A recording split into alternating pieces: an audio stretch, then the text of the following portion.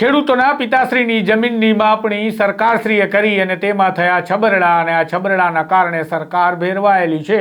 પોતાની આબરૂ અને ઇજ્જત બચાવવા માટે સરકાર મુદ્દત વધારો કરી રહી છે। શેની મુદ્દત?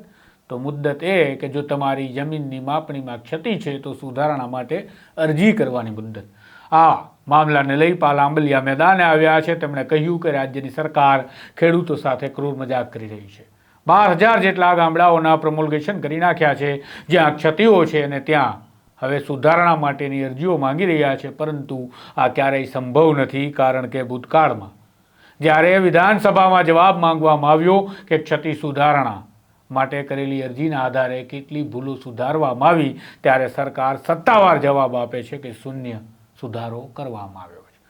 પાલ આંબલિયાએ આકરા તેવરની સાથે આંદોલનની વાત કરી છે। વિગતે વાત કરીએ આ જમીન માપણીમાં થયેલા ગોટાળા અને તેની ક્ષતિના સુધારણાને લઈ શરૂ થયેલા રાજકારણની અને ખેડૂતોની પીડાની।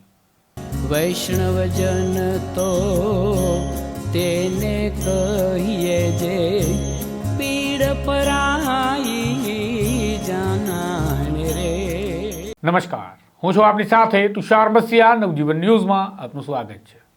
રાજ્ય સરકાર દ્વારા એક ખેડૂતોની જમીનના સર્વે અને માપણીની પ્રક્રિયા હાથ ધરવામાં આવી હતી। આમ તો પ્રધાનમંત્રી મોદીની દીર્ઘદ્રષ્ટિના કારણે, તેમના સ્વપ્નના કારણે, તેમના ડિજિટલાઇઝેશનના ઉત્કૃષ્ટ કામના કારણે આ માપણીની શરૂઆત કરવામાં આવી હતી અને આ માપણી પૂર્ણ થઈ ત્યારે ખબર પડી કે ભગાનો ભ પણ સાચો નથી ઠરતો। એટલી અરજીઓ વાંધા સ્વરૂપે ખેડૂતોએ આપી, કારણ કે જમીનના સર્વેમાં ખૂબ મોટા પાયે ગોટાળા થયા। આક્ષેપ તો ત્યાં સુધી લાગ્યા કે કોઈ કંપનીને જસ ખટાવી દેવા માટે આ સમગ્ર કારસ્તાન પાર પાડી દેવામાં આવ્યું। કંપનીએ ગૂગલ મેપના આધારે જમીનની માપણીઓ કરી વાળી અને તેના કારણે એક પણ રેફરન્સ પોઈન્ટ સાચો નથી। આ બધા આક્ષેપોની વચ્ચે કોંગ્રેસના પાલ આંબલિયા લાંબા સમયથી લડાઈ લડી રહ્યા છે અને તેમને આ લાંબી લડાઈ બાદ સરકારને ઝુકાવવા માટે અનેક આંદોલનો પણ કર્યા, પરંતુ સરકાર છે કે ટસની મસ થવા તૈયાર નથી।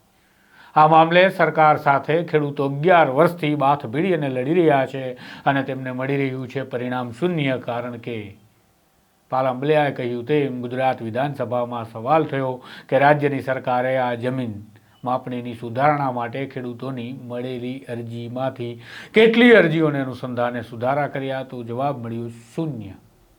તો હવે તમે જ વિચારો કે રાજ્યની સરકાર ખેડૂતો માટે કેટલી બધી ચિંતિત છે અને ખેડૂતો પોતાના પિતાશ્રીની જમીન બચાવવા માટે સરકારશ્રી પાસે કેટલી અરજીઓ કરી લાઇનમાં ઊભા રહેવા માટે મજબૂર છે। પાલ આંબલિયાના આ આક્ષેપો સાંભળો, પાલ આંબલિયાએ કરેલી વાત સાંભળો અને પાલ આંબલિયાએ કરેલી જાહેરાત કે જેમાં તેમણે કહ્યું કે જરૂર પડશે તો ફરી મેદાને આવશું, ખેડૂતોને એકત્રિત કરીશું અને તેમની સાથે આંદોલન પર ઉતરીશું।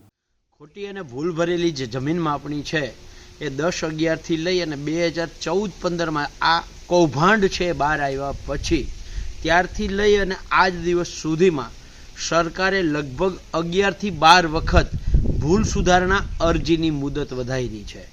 એટલે કે 10 થી 11 વર્ષથી સરકાર ખેડૂતોને એક ઝાંસું આપ્યા રાખે છે, લોલીપોપ આપ્યા રાખે છે કે તમે ભૂલ સુધારણા અરજી કરો, અમે સુધારો કરી દઈશું। જ્યારે સરકારને વિધાનસભામાં સવાલ પૂછવામાં આવે કે ભૂલ સુધારણા અરજીના આધારે કેટલા ગામોમાં ફેરફાર થયો છે, તો જવાબ મળે છે શૂન્ય। માત્ર માપણી સીટ બનાવી અને રાખી દેવામાં આવે છે। સરકાર 11 વર્ષથી ખેડૂતોને મૂર્ખ બનાવી રહી છે કે અમે સુધારો કરીએ છીએ, સુધારો કરીએ છીએ। બીજી બાજુ ખેડૂતોને એવું કહેવામાં આવે છે કે તમે બાજુવાળાની સંમતિ લઈને આવો, એટલે ખેડૂતોની વચ્ચે અંદરો અંદર ડખા થાય। સરકારશ્રીને નમ્ર નિવેદન છે, અમે હું અને ગિરધરભાઈ વાઘેલા 2014-15 થી સતત કહેતા આવીએ છીએ કે જમીન માપણીમાં જ્યાં સુધી આખું ગામ રદ કરી અને ફરીથી ન માપો ત્યાં સુધી કોઈ કાળે શક્ય નથી અને નથી। તેમ છતાંય સરકાર છે એ ભૂલ સુધારણા અરજીના નામે 11 વર્ષ કાઢી નાખ્યા છે। આજની તારીખમાં 30/12/2024ના દિવસે સરકારે ફરીથી એક પરિપત્ર કર્યો છે અને 31 ડિસેમ્બર 2025 સુધીનો મુદત વધારો કર્યો છે, પણ આ મુદત વધારો એ આખરી ઉપાય નથી। સરકારને નમ્ર નિવેદન છે કે જે 12,000 ગામો પ્રમોલ્ગેશન થયા છે એ તમામ ગામોને ફરીથી માપી અને ફરીથી પ્રમોલ્ગેશન કરવામાં આવે આ જ એનો આખરી ઉપાય છે. જો સરકાર આ નહીં સમજે તો અમારે ના છૂટકે ગામે ગામ જઈ ખેડૂતોને ભૂલ સુધારણા અરજી નહીં, જમીન માપણી સંપૂર્ણપણે માફ કરો આવી માગણી સાથે એક પત્ર લઈ અને દરેક જિલ્લાની કલેક્ટર ઓફિસે દરેક જિલ્લાના સામૂહિક રીતે ખેડૂતોને સાથે લઈ અને જવાની ફરજ પડશે. વૈષ્ણવજન તો તેને કહીએ જે